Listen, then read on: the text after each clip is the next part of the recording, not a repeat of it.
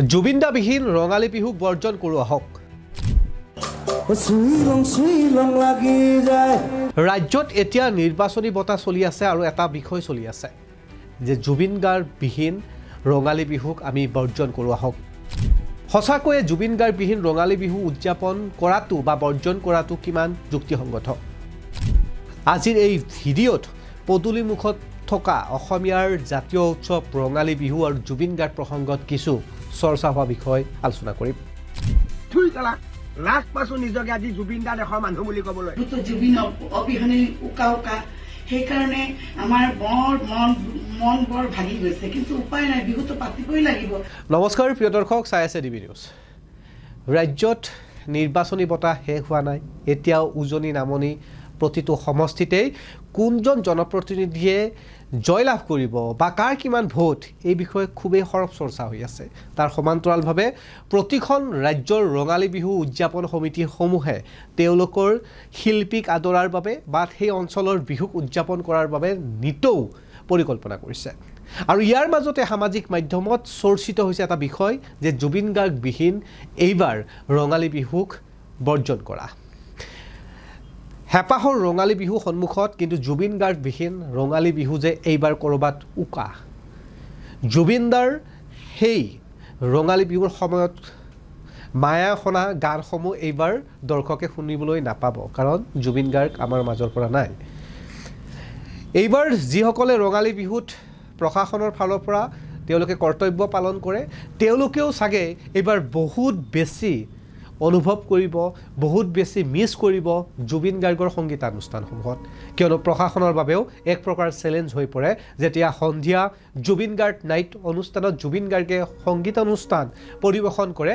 জুবিন গাৰ্গৰ অনুৰাগীসকলেও এক প্ৰকাৰ জুবিন গাৰ্গৰ বাবে, জুবিন গাৰ্গক এবাৰ ওচৰৰ পৰা চোৱাৰ বাবে বা জুবিন গাৰ্গৰ সংগীতানুষ্ঠানসমূহত ঘটা কিছু নঘটিবলগীয়া ঘটনাসমূহৰ বাবে প্ৰশাসন জগৰীয়া হৈ থাকে, যাৰ বাবে প্ৰশাসন স্তম হৈ থাকিব লগা হয়।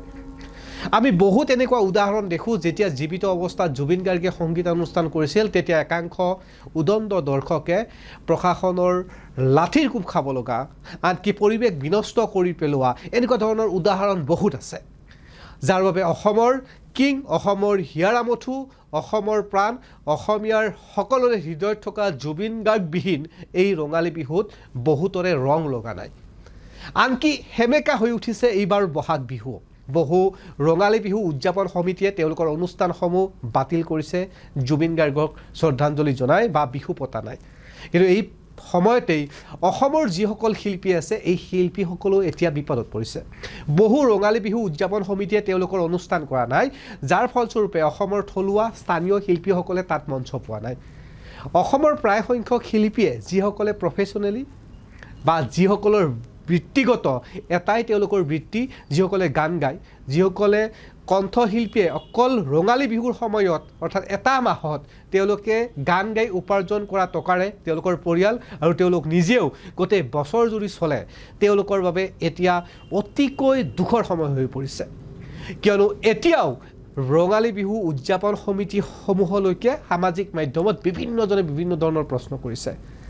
তেনে প্ৰশ্নৰ ভিতৰতে কেইটামান প্ৰশ্ন এনেধৰণৰ আছিল। একাংশ সামাজিক মাধ্যমৰ ব্যৱহাৰকাৰীয়ে কৈছে যে যিসকল শিল্পীয়ে শেহতীয়াকৈ জুবিন গাৰ্গক শ্ৰদ্ধা জনাই বহু অনুষ্ঠান বাতিল কৰিছে, উদাহৰণস্বৰূপে কণ্ঠশিল্পী মানস ৰবীনে 7 বিহুৰ ভিতৰত কোনো ধৰণৰ বহাগ বিহুৰ অনুষ্ঠান নকৰে।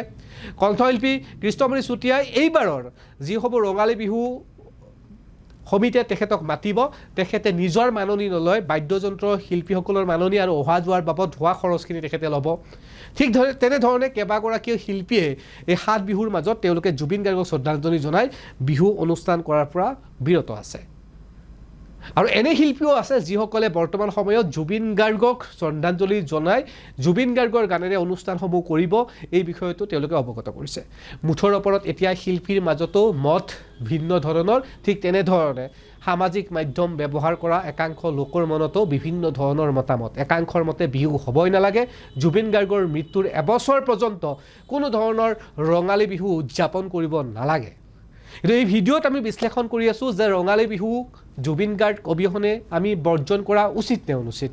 ইয়াৰ মতামত আপোনালোকে দিব কিন্তু অসমীয়াৰ জাতীয় উৎসৱ ৰঙালী বিহু যদি জুবিন গাৰ্গ জীৱিত অৱস্থাত থাকিলেহেঁতেন বা কোনোবা জুবিন গাৰ্গৰ জীৱিত অৱস্থাত তেনেধৰণৰ সমসাময়িক আজিৰ তাৰিখত বাৰু অসমত নাই কিন্তু তেনেধৰণৰ কোনোবা যদি শিল্পী ঢুকালেহেঁতেন তেতিয়াহ'লে জুবিন গাৰ্গে কি ক'লেহেঁতেন যে ৰঙালী বিহুক বৰ্জন কৰা সম্পূৰ্ণৰূপে কাৰণ অসমৰ পৰা এজন বিশেষ ব্যক্তিক মৃত্যু হৈছে এবছৰ আমি অসমীয়াৰ জাতীয় উৎসৱ ৰঙালী বিহুক আমি আদৰিব নালাগে মোৰ সম্ভৱতঃ জুবিন গাৰ্গে কেতিয়াও তেনেধৰণৰ কথা নকলেহেঁতেন কাৰণ জুবিন গাৰ্গ আছিল সৃষ্টিশীল জুবিন গাৰ্গ আছিল সংস্কৃতি প্ৰেমী জুবিন গাৰ্গ আছিল সমন্বয়ৰ প্ৰতীক জুবিন গাৰ্গ আছিল সামাজিকভাৱে দায়বদ্ধ জুবিন গাৰ্গে সদায় সৃষ্টিৰ দায়বদ্ধতাক বুজি সদায় সৃষ্টিৰ ন আমাক উপাদান দি গৈছে গতিকে সেইজন জুবিন গাৰ্গে কেতিয়াও এনেধৰণৰ কথা নকলেহেঁতেন শেহতীয়াভাৱে সামাজিক মাধ্যমত ব্যৱহাৰকাৰী একাংশই বিভিন্ন ধৰণৰ মন্তব্য কৰাৰ উপৰিও দুই এজন শিল্পীও কোৱা আৰম্ভ কৰিছে যে জুবিন গাৰ্গবিহীন এইবাৰৰ ৰঙালী বিহু